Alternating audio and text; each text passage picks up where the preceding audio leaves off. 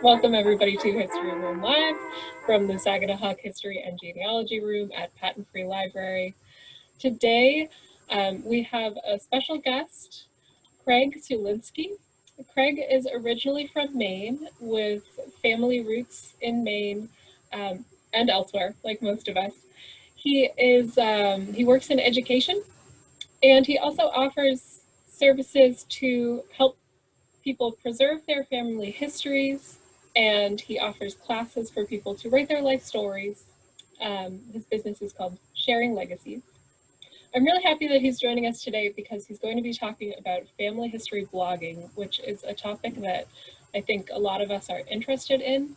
We love to learn our family stories, and then we want to share them with people, and blogging is a great way to do that. And even if you're not interested in starting your own blog, I think that there are a lot of lessons to be learned about how to share your own family history. So with that, I will turn it over to Craig to start the presentation. And as I said, please interrupt him with questions if you have them. Thank you, Jill, for inviting me to talk today. And I think it's so cool that your library is offering these presentations. I wish that more libraries were doing that. Just a quick word, if it seems like my background colors are weird, it's because I have the curtains and blinds closed. We're in another heat wave here in California.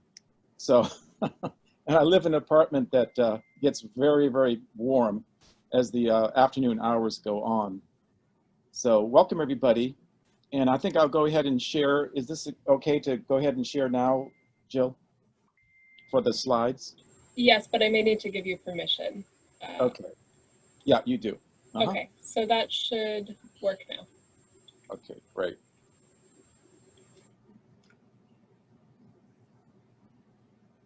All right.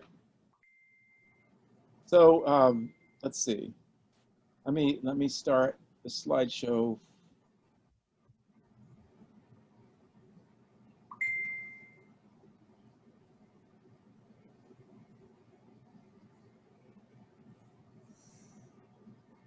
I'm going to change the setting to on this.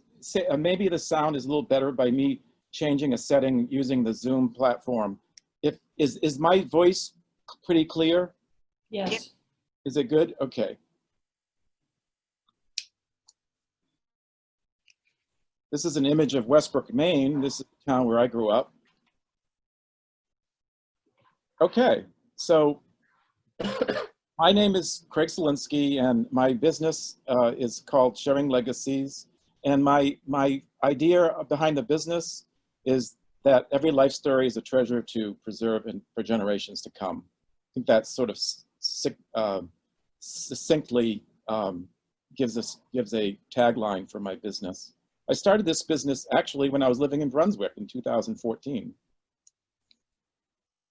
So here is Westbrook again. And I think of my father. My father was a photographer, and the idea of telling stories, I never really thought about that until I got older and involved in genealogy and involved in life story writing. That my father was really a storyteller, but he chose the medium of pictures.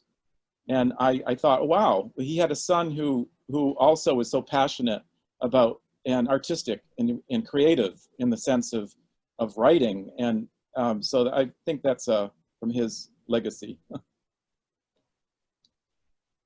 So what would be great is just a couple quick questions. And we're following, there's a handout that was just posted on the Patent Library website. You don't have to reference that while I go through the slides but you're welcome to. It's mostly, I created the handout for after, so that you can have this information that I refer to after and in a somewhat physical form. So if I'm able to, I'm not able to see everybody, but how many, these are questions I ask when you're in person. How many people know exactly what a blog is? And okay, so yeah, I can just, okay, good. All right, super. And then how many people have already started a blog?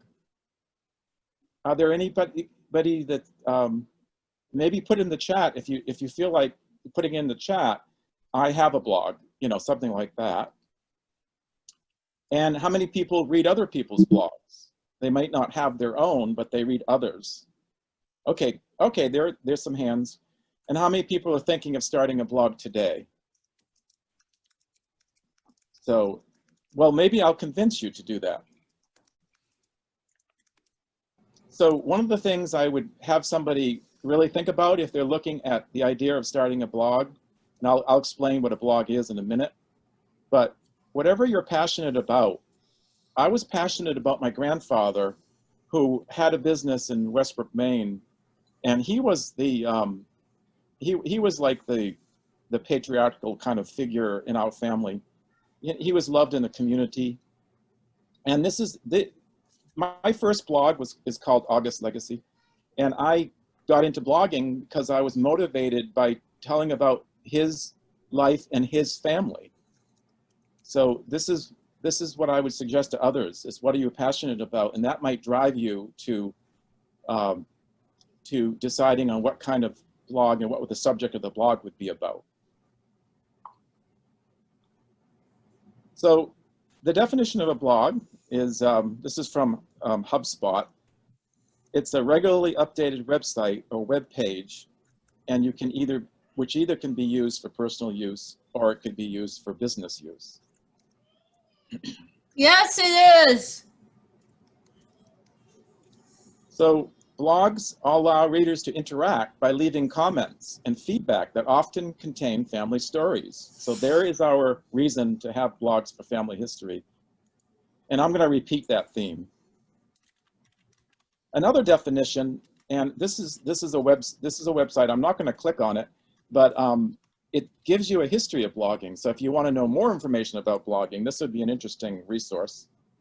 But again, it's a website that contains online reflections, comments, etc., and it includes images. It's very important to have images with your content, especially I think in family history.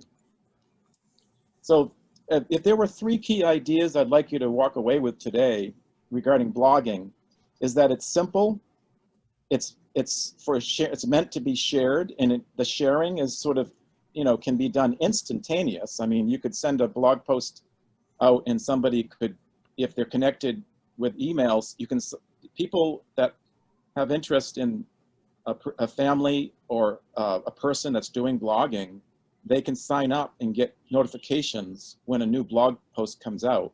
So that there's a chance for, because of notifications, that the sharing could be instant.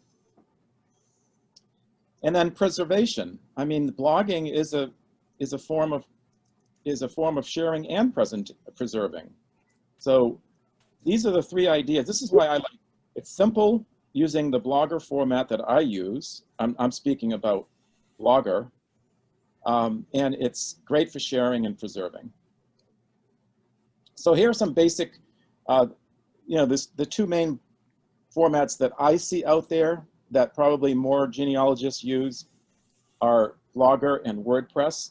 So Blogger is very simplistic, it's free, and then WordPress is also free, but I think they have there's one site that you have to pay for, and the other one, I think .org and .com, there's a difference. But so WordPress, maybe you have to be a little bit more technologically knowledgeable to use WordPress or to use the features of WordPress. Now, the main thing that you would not want to know here is that you would need to have a Gmail account to create a blog on Blogger. You would need to have a Gmail account. So the Blogger platform is one of the apps that Google has. Now, why might a blog be better to share your family history than a standalone website? Anybody have an answer to that?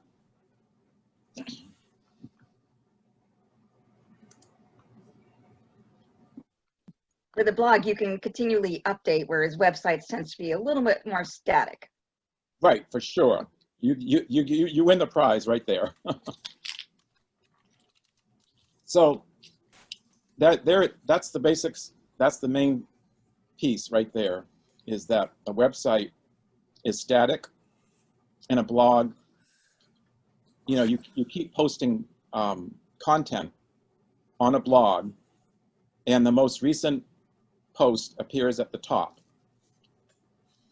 And every blog post, there is a chance for you to get feedback from your readers, which you can't do on a regular website. So a blog, this is kind of like a look of a blog post. So it's images and text, weaved together, and then the comments. In the comments, you'll see some examples of what the comments look like in a moment.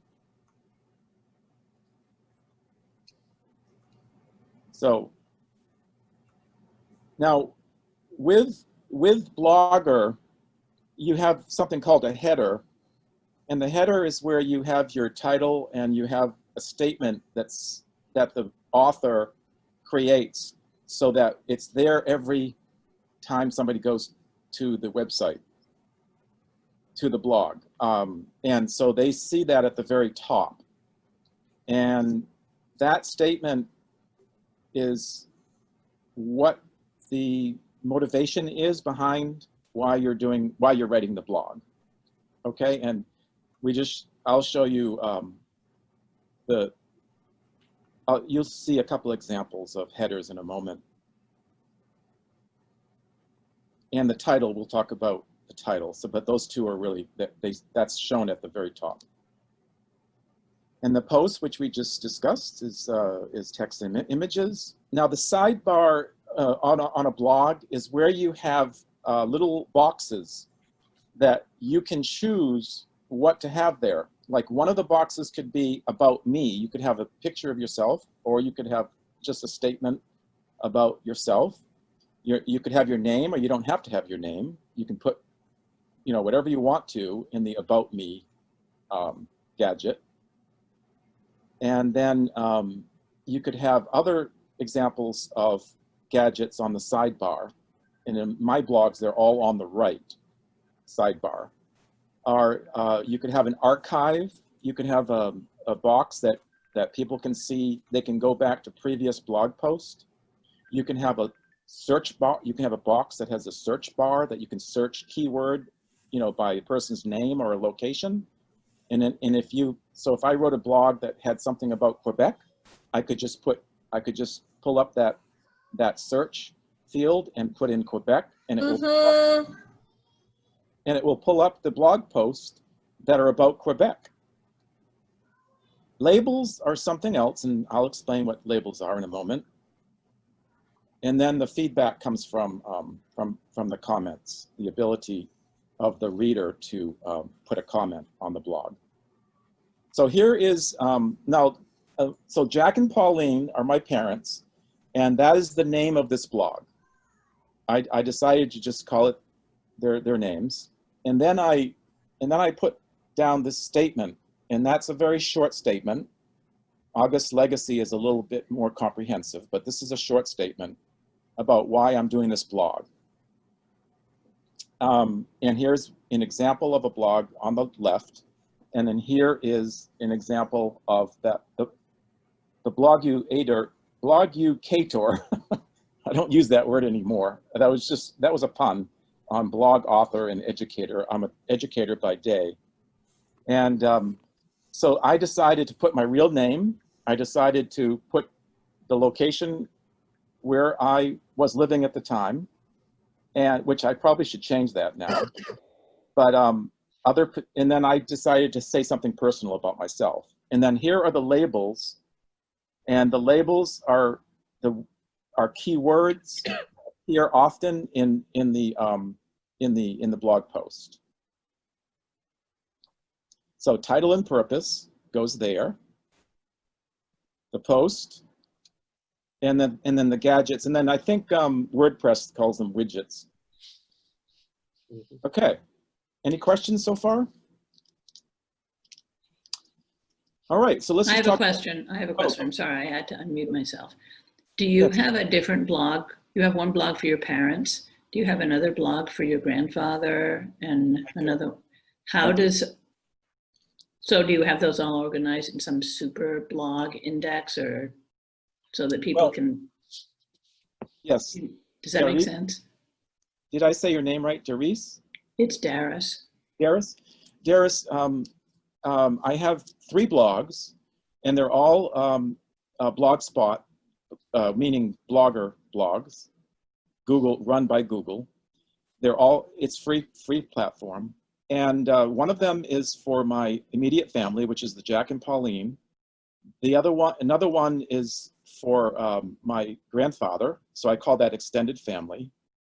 And then a third blog I have for educational, like I talk about different topics related to genealogy. So is there a way that one can move from one blog to another? I mean, do you have links to each one of the other two on each one? Yeah, in today's in today's handout, there are going to be 2 links for my relevant blogs to this presentation, to the immediate family blog and to the extended family blog. So yeah, they're separate URLs. So so on my Facebook page or on my business page, I could have links to the blogs in depending on, like on the introduction page, for example. Yeah, okay. I may not even have. So you're giving me an idea to make sure my blog links are on my business page. So, And a link to the other 2 blogs on each blog. right, exactly. And I think I do have that set up. Great question. Thanks. Craig, Yes, is there a place, I mean, the reason I went for a website, which I do have a blog attached to, and I'm sort of stuck on it. I have a lot of questions, so I may learn a lot this afternoon. But one of my questions is, I went for the website because I wanted somewhere where there was the stable family tree, or the family tree with all the family history stories are in one place stable. So do you have that site somewhere separate, or are you only telling the story through the blog? And I don't mean the only, I mean, do you tell the whole story through the blog? yeah, that's a good question, Sheila. So your question is about family tree, right? Mm-hmm. So I have a family tree on Ancestry, but I don't have it linked to my blogs. I could do that if I wanted to, but I haven't developed my family tree to the extent that I'm ready to share it. Okay. But you certainly can link one thing to another without any problem, Right. At all.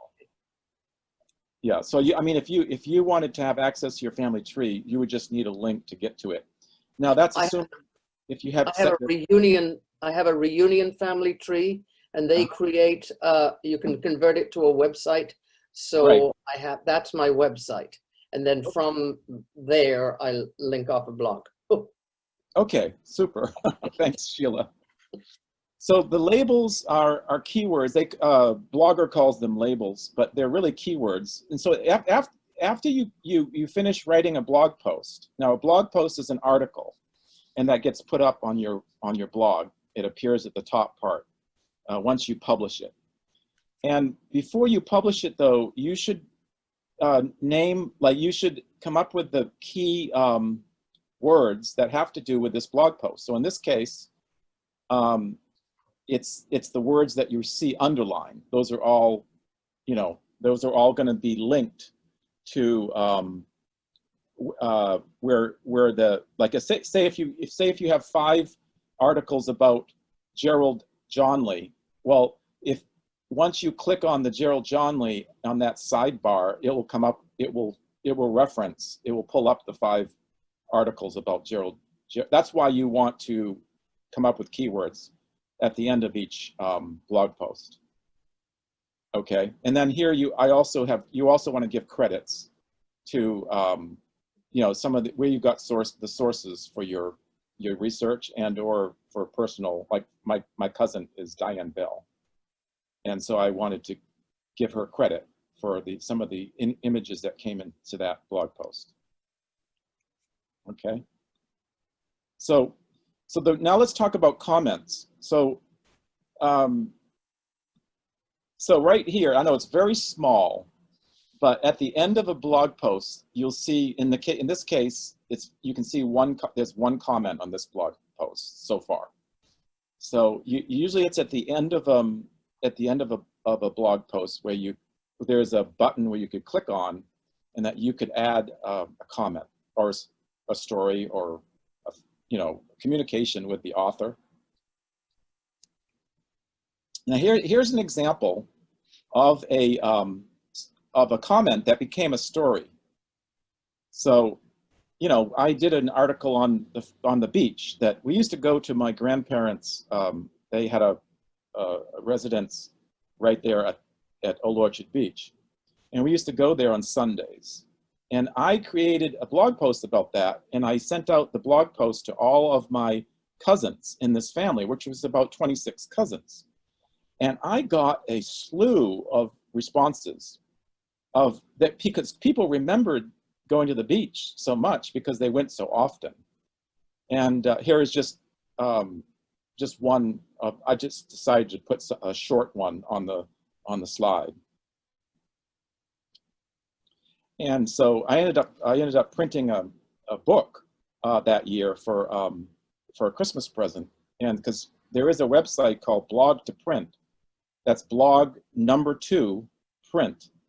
And once I didn't put that in the show notes because I felt like this was an introductory audience. But once you have done a blog and you've got content of enough to make a little book, there's ways to have it actually printed into a physical book. Okay. So moderating comments is really important. So this is in the settings area of the blog. So you can say, oh, anybody can comment. Or you could restrict the who could comment. Now, where it says comment moderation, always. Now, look at the, oh, sorry. Look at the text in the box where it says comment forum message. That is the message that you can say to the person who puts a comment on your blog. That's basically telling them that the comment or the story or the information they're providing on the comment is not going on the blog instantly, because the blog author wants to. I strongly recommend this as a setting to because any comments that come in you want to look at first before they go on the blog, and it comes in the form of an email to your Gmail account. So anytime you get comments, it comes in the form of an email, and then you can say you can publish it, you can delete it, and I've deleted several because sometimes there are spammers, and there are people that are saying things that don't have any relevance to the blog post. So it sounds like they were trying to sell something. So I don't put those on my blog. Only relevant, and if I don't know the person, I'm going to be very careful about what would get published on that blog post. And this is just what a box looked like if you clicked on comment. This is sort of like one example of what you might see. And here it is, all comments. That's what they're going to see if they try to put a comment on your blog. And this is not to like discourage anybody from putting comments. You want comments, because in those comments are a lot of information relating to your family history, more likely than not. Now, the other setting, which this is explained in your handout, the other setting that you really need to make a decision about is public or private. So you can create a blog and you can have it just be shared with like one other person, right? That's called, that's the second category where it says private, only blog authors. And you can just have a blog where you're both contributing content and you're both looking at each other's work, and it's kind of like a collaborator or a shared authorship. So that's that's an option that you can choose. Or you could say, let's do it private, where only the 10 cousins, the 10 family members that you want to key that expressed interest in your blog post. Maybe you have a certain number that isn't very high, so that you'd have to type in their email addresses, and then the blog post that you create would go to only those people. Or you could choose public, and I choose public, and I have a reason for that. For choosing public. Does anybody know what my reason is for choosing to go public? You have a business. Yeah, I have a business. And when you have a business, you want to be more transparent than if you didn't have a business. I suspect also cousin dating. Say that again. I said, I suspect also it's a cousin bait. Oh, right. Yeah, exactly. Because that's it right there. If you have it public, then more of the family members are probably going to see it. And because a lot of times, if you set it private and you want somebody to see the blog post and then you send them a message, oh, look at my blog. Well, they have to have a Gmail account. And that if you post something on Facebook to advertise your blog post, or just to let it be out there for information, then to have it be private, that wouldn't work. So public is just transparency and ease of getting access to it from other people. So it does create a situation where you're exposing it to people that are not in your family, and that's where the settings come into play.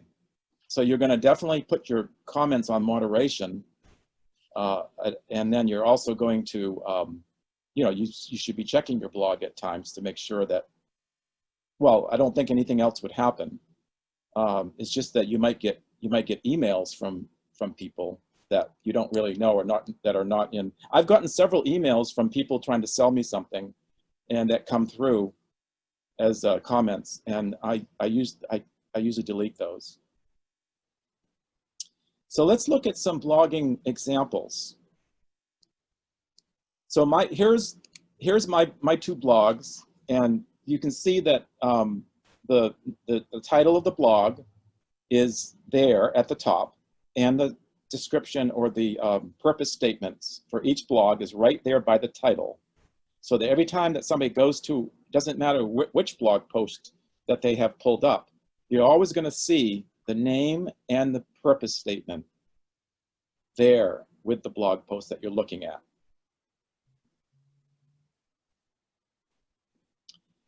Now this one is really unique. This one is a man named Michael Bruno, and he actually gives tours of this cemetery. And this was right within a mile from where I used to live. And it's a beautiful cemetery. It's on a hill. It was actually designed by the same man that designed Central Park in New York City. And this man, he tells stories of various people that are buried there. And each story is a blog post. So that link is in your handout. Check that out. Now here's a person named Lisa Gorel. She took my class. I actually did a few classes at California Genealogical Society when I was living in Oakland, and I taught some workshops for people who wanted to start a blog right then and there, and they brought their laptops. Well, Lisa was one of those people, and I like to showcase hers because she's a current blogger. Unlike me, I'm not up to date with my blogs, but because of my day job, I believe she's retired. So she does a lot of content on her blog. And then most genealogical societies and libraries and historical societies have blogs, and So they are, they're on the website. You know, you can usually you can link right from their main website, or they actually have a URL that's dedicated to the blog, but you can also link to it from their main page. So finding blogs of interest, there are two reasons why you would do Google searches. Is the two reasons I think that you would do Google searches for genealogy is to do general research. And the other reason is to find genealogical references to your own families, including specific locations.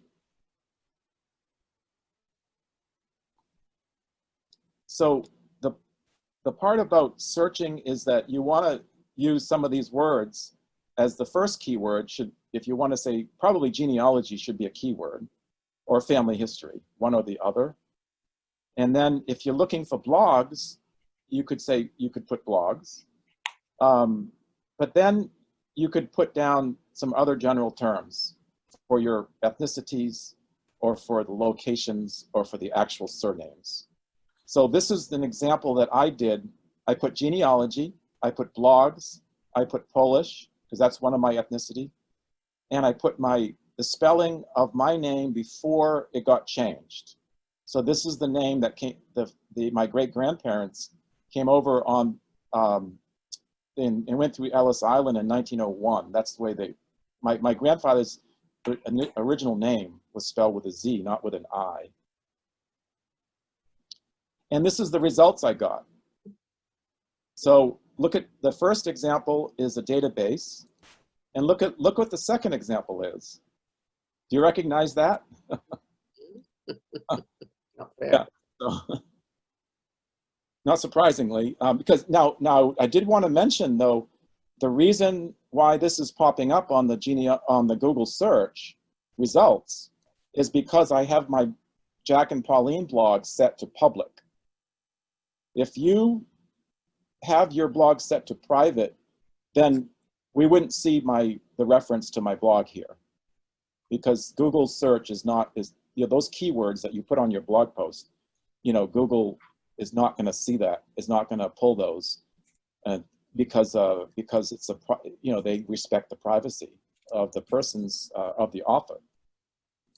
So if you want your blog post to come up in searches, then you really kind of have to set your blog to public. So Genealogy Blog Finder is one of the best. You know, I think there's only so many blogs there. I think maybe 2,000 or 3,000 blogs are there, but they're all genealogy blogs. So that's why I like giving this resource, is that they're all genealogy, and you can do a search on Polish, and you can come up with all the Polish blogs, or you can do a search on French Canadian, and any blog that's related to French Canada will come up on your search. So that's kind of neat. And also it gives you a little preview of what their blog looks like on the left.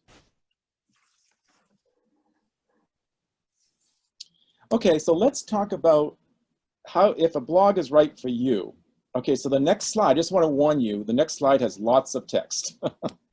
And I tried to set it up with animation, but for some reason last night, this is one of my slides that I created for this presentation. The animation wasn't working, so we're going to see a lot of text. But let's go ahead and look at these questions. And this might be the most helpful slide for you today if you are thinking, well, should I do a blog or should I not do a blog? Do you have a subject in your family that you're passionate about, like I was about my grandfather? Do you have an area of genealogy expertise that others could benefit from knowing? So that would be my third blog, where I'm sharing information about what I know about genealogy. And sometimes I will put things about events, like when I go to a conference. I don't really want to put that on my genealogy blogs, but my genealogy education blog, that's a way to share information about what you know about genealogy in general. Do you like the idea of writing and sharing your family history in coordinated bits and pieces, rather than trying to complete a full story from beginning to end? This I really love, because my father, just like my father, he took images of products and people and events. He was a commercial photographer, and every one of those images was a bit or piece. And that's what I do with my when I'm writing a blog post. It's a piece of history, story, about a person, an event, a place, and it's about our backgrounds. It's about where we came from. So that's what I like, is doing bits and pieces. Do you like the idea of combining text with carefully selected images that showcase your family history stories topic by topic? And do you like the flexibility of being able to write content and share it out on your own schedule and decide when you want to write your next post? So there's no pressure. Like some of these business blogs, they have to do posts like at least once a week. There's no pressure for me to write a blog post once a month. I mean, you know, when I'm retired, I'm going to be on a more regular schedule for my blog post. But you know, nobody's telling me that I have to write a blog post every month, you know. But I love it when I do it. So these are some questions. These questions are in your handout also. So before again. So maybe you're saying, yeah, I think I want to give this a try. So these are some questions for that. What will its focus be? Okay, you know, let's do that. If you sketch down, if everybody take a second just to, like, you know, you might not, I'm not going to hold you to it. You don't actually have to create a blog. But let's just say, if I did create a blog, what would its focus be? Go ahead and sketch that down or have it in your mind, the answer to that question.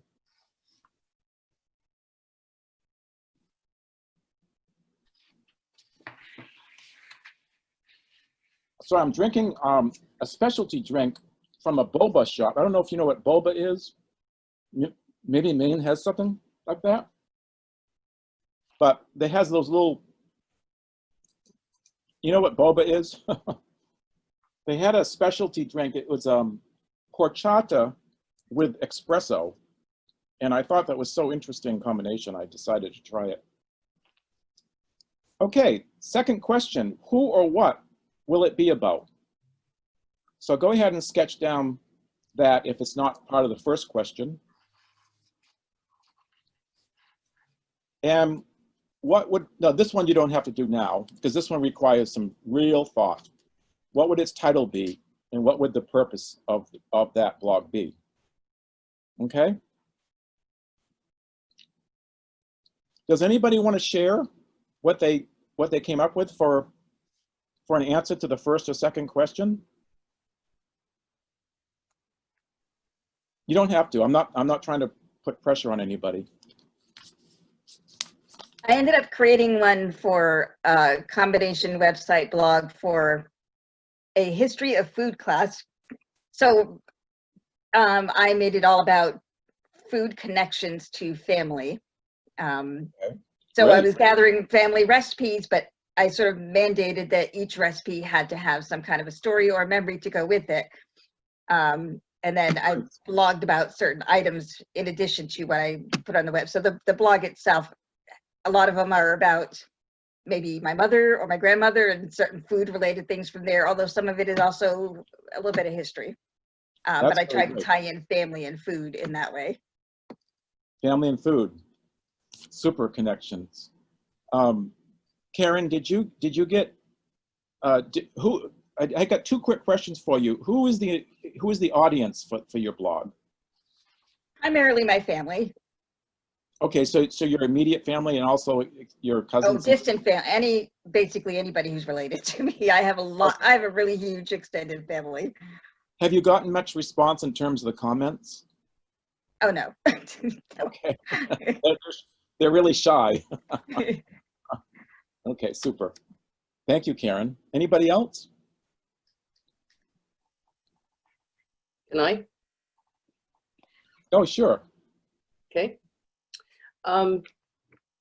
It's a travel guide to family history sites. Each blog is about a particular locations that I've identified, as far as possible, right down to the house or the street. Okay. And the purpose is that my grandchildren's generation, should they be traveling around England, Scotland, or Wales, could build these places into their travel itineraries. Nice.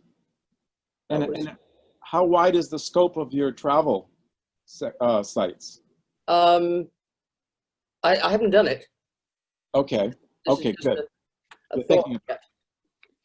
Well, I hope that you take that on. Thank you. Okay, let's go on. Yeah, so it sounds like the food and the topics that you just shared about food and about travel are passionate topics. And that really makes a difference for whether you'll end up doing it or not. So how easy is it to start a blog? Okay, so this is where I can showcase the ease of Blogger. So basically, it's signing into your Gmail account, deciding on a title, choosing a template, which is the look of which is what you're going to choose. They give you certain ones that you can choose right away, and then you can always change it. But that's the colors and the form and the images that are already set up for folks to be able to start the blog.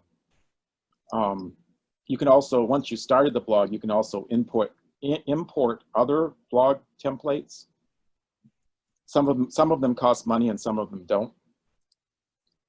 So that's it. 1, 2, 3 is you can actually get the blog. It actually could be started by doing those 3 steps. And then later, then you can add your purpose statement to the header. That you don't have to decide that when you start the blog.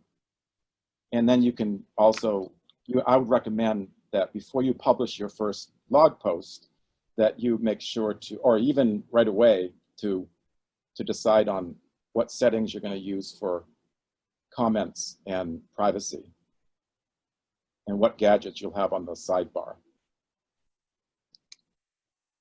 So this is kind of like what the screen would look like. So what you do is like, say if you wanted to call the blog Family Food Favorites, then you would type that in, and the Google site would say right away if it was available or not, or you just click on check availability, and then if it's not available, then you have to pick something else. Now, so whatever you decide for a title becomes part of the URL for that blog. And it says the blogspot is, whenever they created Blogger, somebody decided to call it Blogspot. That's what happened. So all of Blogger blogs are called the name.blogspot.com. So mine is jackandpauline.blogspot.com. That's one blog. Another one is augustlegacy.blogspot.com, right? Now, there is a way to change that. To change it, you can change the URL to your own domain. There is a way to do that. And I've never tried that, and I'm not sure if it costs, I'm not sure if it's a free thing to do or if it would involve cost. But I'm always okay with the URL. So, and then here is where you choose the template. So they give you, certain basic templates and then once you click so here's the name, that tells if it's available.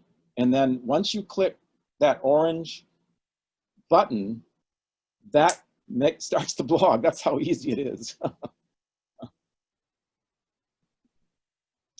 So to review, the key ideas is that the reason why I like using Blogger to share family history is that it's simple. You don't have to be a technical genius or even a technical amateur to understand and use the platform provided by Blogger. And then the sharing is, I like being able to share information out right away. And then the 27 cousins, you know, then I hear responses, oh, this is really cool, and or they have a story. And then that gets shared, those comments, those stories that get added to the blog post, because that's called preservation. And those stories stay on that blog. And you'll have that as part of your family history. So 2 choices to turn thinking into doing. One of them is to do it yourself. And I have a link in the handout for you to just, if you want to just try to do it yourself. And there's a help, it's a help page with a menu on the right that has you be able to start it on your own, or have some help with it. And that would be, if you wanted to have help with it, then I have a link that links to my website that I can work with you or even do it for you.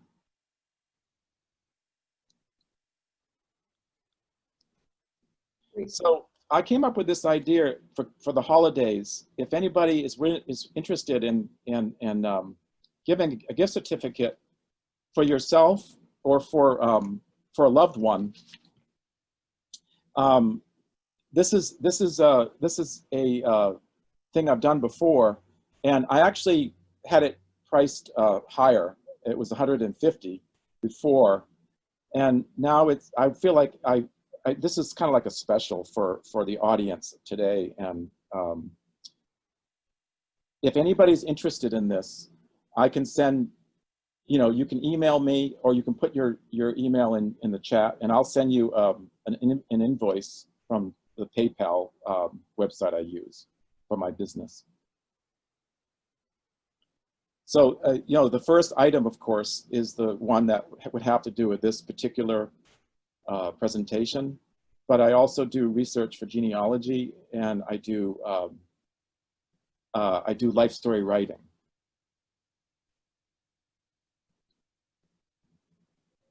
Oh, and that last item is what I would do for that is that I have between 5 and 7 key questions that are related to asking people that have lived their lives in depth and in age as well, that sort of highlights key things about their lives, such as branching points and relationships and travel. And, you know, I have some key questions for that can produce a short story with images.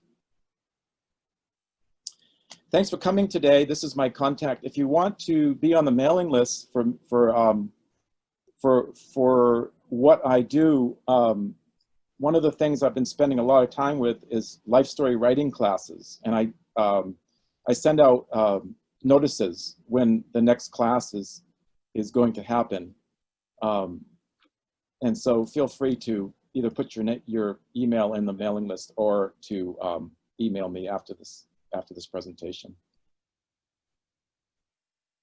So yeah, so thank you everybody. And do we have follow-up questions from all that information?